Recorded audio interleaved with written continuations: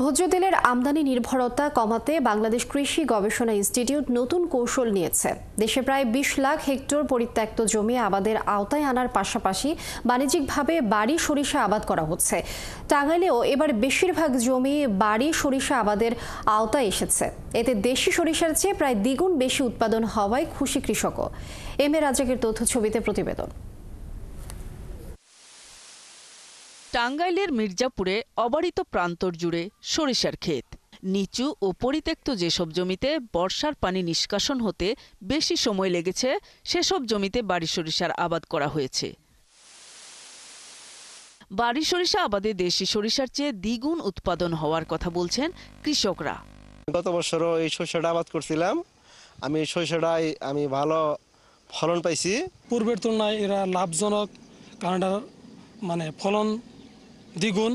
10 কেজিতে 4 লিটার 250 গ্রাম তেল পড়ছে। বাংলাদেশ কৃষি গবেষণা ইনস্টিটিউট বলছে, প্রতি বছর দেশে প্রায় 25,000 কোটি টাকা ব্যয় হয় ভোজ্য তেল আমদানি করতে। অনাবাদি জমি আবাদের আওতায় আনা গেলে 50% আমদানি নির্ভরতা কমে আসবে। 20 থেকে 25,000 কোটি টাকা ভোজ্য তেল আমদানি করতে হয় প্রত্যেক বছর।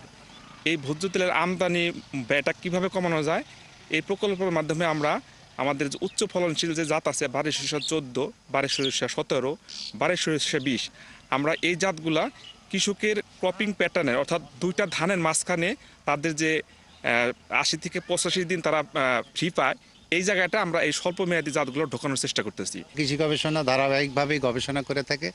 সেই ধারাবাহিকতায় তৈলবীজ গবেষণা কেন্দ্র আমাদের বাড়ির একটা বড় একটা কেন্দ্র। তারা নিরলস প্রচেষ্টার মাধ্যমে এই জাতগুলা কৃষক পর্যায়ে ছড়ায় দেওয়ার জন্য চেষ্টা করছে। কৃষি গবেষকরা বলছেন, বাংলাদেশ কৃষি গবেষণা ইনস্টিটিউট সরেজমিন গবেষণা বিভাগ স্থানীয় পর্যায়ে সরিষা আবাদ জনপ্রিয় করে তুলতে নানা উদ্যোগ নিয়েছে। ফলন বেশি হওয়াতে কৃষক লাভবান হবে। আর আমরা এখানে আমাদের প্রয়োজনীয় যে গ্যাপ বলি, গুড এগ্রিকালচারাল প্র্যাকটিস ফলো করে এখানে আমাদের কীটনাশক এবং ছত্রাকনাশক স্প্রে করার ফলে এখান থেকে আমরা বীজ রাখতে পারবো এবং এই বীজ দিয়েই আমরা সামনের বছর আরও বিস্তীর্ণ এলাকা চাষ করতে পারবো। ভোজ্য তেলের আমদানি কমাতে বাড়ি সরিষার আবাদ হওয়ায় খুশি কৃষক সহ সংশ্লিষ্টরা। নূর তাজমিন নীর, ৭১।